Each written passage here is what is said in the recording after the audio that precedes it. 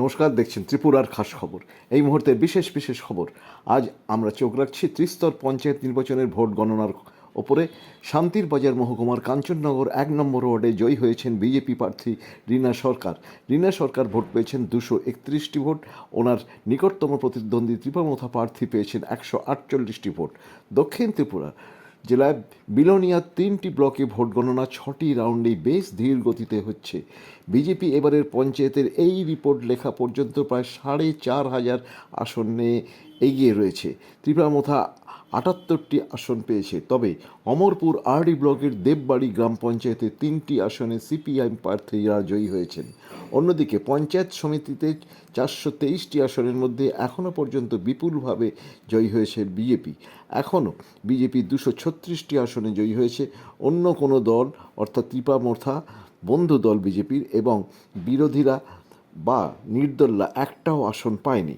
এবার শাসক দলের বিক্ষুব্ধ প্রার্থীরা নির্দল হয়ে ভোটে দাঁড়ালেও এখনও কেউ একটিও আসনে জিততে পারেনি। জেলা পরিষদেও বিজেপির একচেটিয়া জয় অব্যাহত। কড়া নিরাপত্তায় সর্বত্র ত্রিস্তর পঞ্চায়েতের ভোট গণনা চলছে। খোয়াইয়ে আজ 11টি পঞ্চায়েত সমিতি ও 6টি জেলা পরিষদের ফল বেরোবে। পরের খবরে আসছি। আগামী 16ই আগস্ট পর্যন্ত রাজ্যে ঝড় বৃষ্টির পূর্বাভাস দিয়েছে মৌসুম ভবন।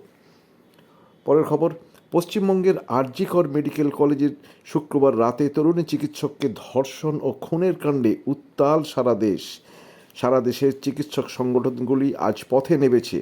এই ঘটনায় এখনও গ্রেপ্তার একজন মাত্র সিভিক পুলিশ। তরুণী চিকিৎসকের বাড়িতে আজ গিয়েছিলেন মুখ্যমন্ত্রী মমতা ব্যানার্জি।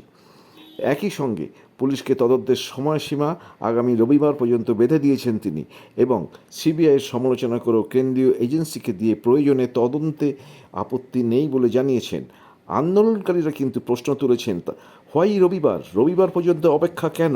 তার আগেই তো সিবিআইকে দিয়ে দেওয়া যেতে পারে তদন্তের ভার। পরের খবর, মহাদেবের জলাভিষেক দুর্ঘটনা। বিহারের সিদ্ধেশ্বরনাথ মন্দিরে পদপিষ্ট হয়ে মৃত 7।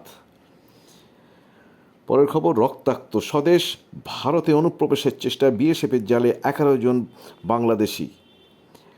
এখনকার পর্যন্ত খবর এই পর্যন্ত। ফিরছি পরের খবর নিয়ে খুব শীঘ্রই। ততক্ষণ পর্যন্ত আপনারা সুস্থ থাকুন, ভালো থাকুন এবং প্রথমবার এই চ্যানেলে এলে অবশ্যই সাবস্ক্রাইব করুন এবং আপনাদের মতামত আমাদের কমেন্ট বক্সে জানান।